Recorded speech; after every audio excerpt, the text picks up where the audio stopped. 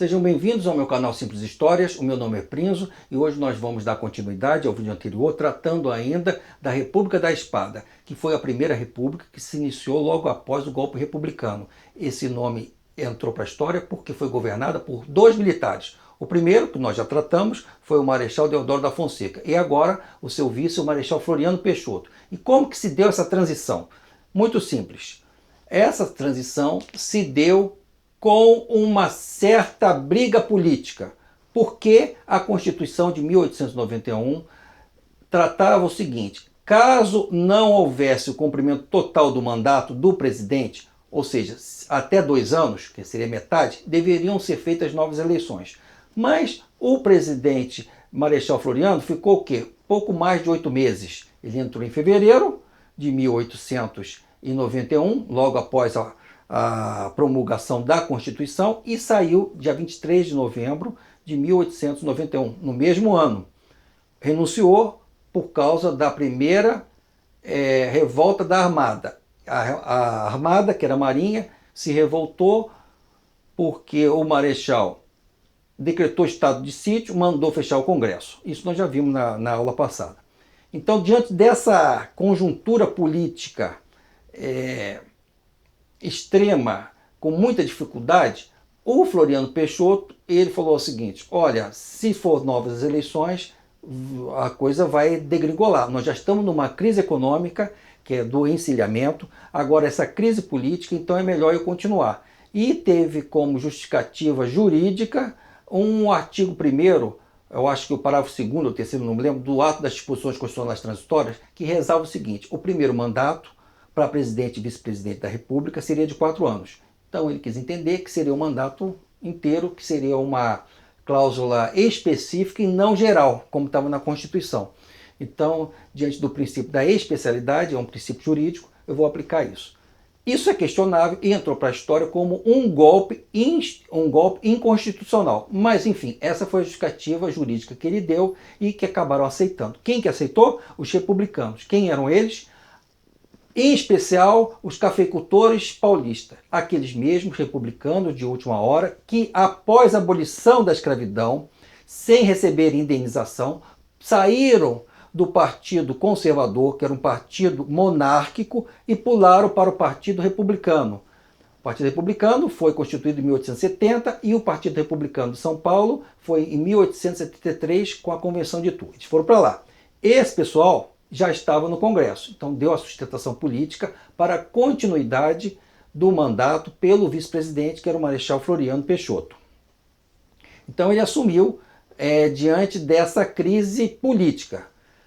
Passado algum tempo, a Marinha, que se sentia desprestigiada perante inclusive o Exército, que tinha salários um pouco mais baixos do que o pessoal do Exército, e que tinha um viés monárquico, tinha alguns oficiais que eram a favor da monarquia, se revoltou com a segunda revolta da Armada. Só que desta vez eles bombardearam a capital, o Rio de Janeiro.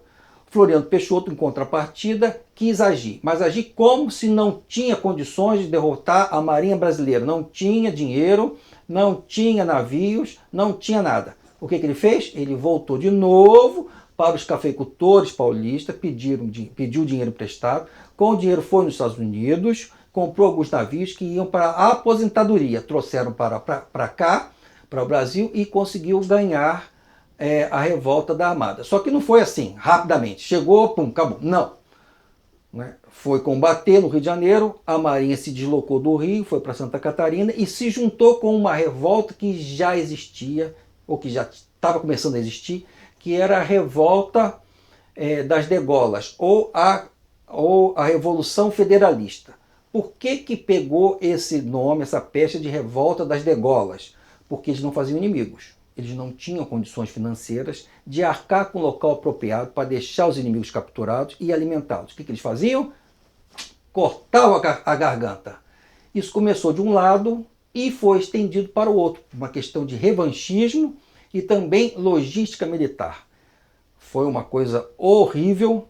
Morreram milhares de brasileiros. Foi a maior guerra civil que nós já tivemos no Brasil. Ela começou no Rio Grande do Sul, passou para Santa Catarina e foi até o Paraná. Santa Catarina tem o quê? a cidade de Florianópolis, em homenagem a Floriano Peixoto. Então vocês já estão vendo que o Marechal Floriano Peixoto ganhou esta guerra também. E entrou para a história como Marechal de Ferro, porque ganhou duas coisas. A segunda revolta da Armada e a Revolução Federalista. Agora, voltando um pouquinho sobre a Revolução Federalista, quem que eram eles? De um lado, tinha os pica-paus, que eram os republicanos que apoiavam o governo local de Júlio Castilhos e que eram presidencialistas. Portanto, tiveram o apoio do governo central, que era do Marechal Floriano Peixoto, ou seja, apoio do exército. E do outro eram os maragatos, que eram liderados por Gaspar Silveira Martins, aquele mesmo personagem que eu falei no vídeo da proclamação da República, que gerou o golpe republicano, que era um desafeto pessoal do Marechal Deodoro da Fonseca, porque conseguiu conquistar o coração de uma viúva gaúcha, que eu falei no outro vídeo. Então, por favor, quem tiver curiosidade, volta lá que vocês vão ver. Bom, mas enfim, então, eram os maragatos, liderados por esse senhor, e que eram parlamentaristas. Eram federalistas. O que significava isso? Eles queriam maior participação política local. Maior participação política local. Vocês lembram que quando o Brasil era um país unitário, o poder se concentrava nas mãos do imperador, era a monarquia. Foi dado o golpe republicano para descentralizar o poder, para que o poder fosse para as províncias, que passaram a se chamar estados. Foram para os estados e para os municípios. Mas eles estavam de fato lá? Não, não estavam. Por isso que houve essa revolta lá. E ela tinha um cunho também separatista. Então o Marechal de Ferro entrou para a história como consolidador da República. E mais, ele conseguiu manter a unidade do território brasileiro e afastar o fantasma da monarquia, que foi a sua grande vitória, que era o que as elites dominantes queriam. Uma questão que não pode passar despercebido é que a gente vivia uma crise econômica, que eu já falei, a crise do encilhamento, e o Marechal Floriano tomou algumas medidas, dentre as quais congelamento de preço. Foi os aluguéis e alguns gêneros alimentícios, como feijão, carne, batata. E isso gerou o quê? Gerou um certo populismo, nascendo o fenômeno florianismo. O povo ficou do lado do Marechal Floriano.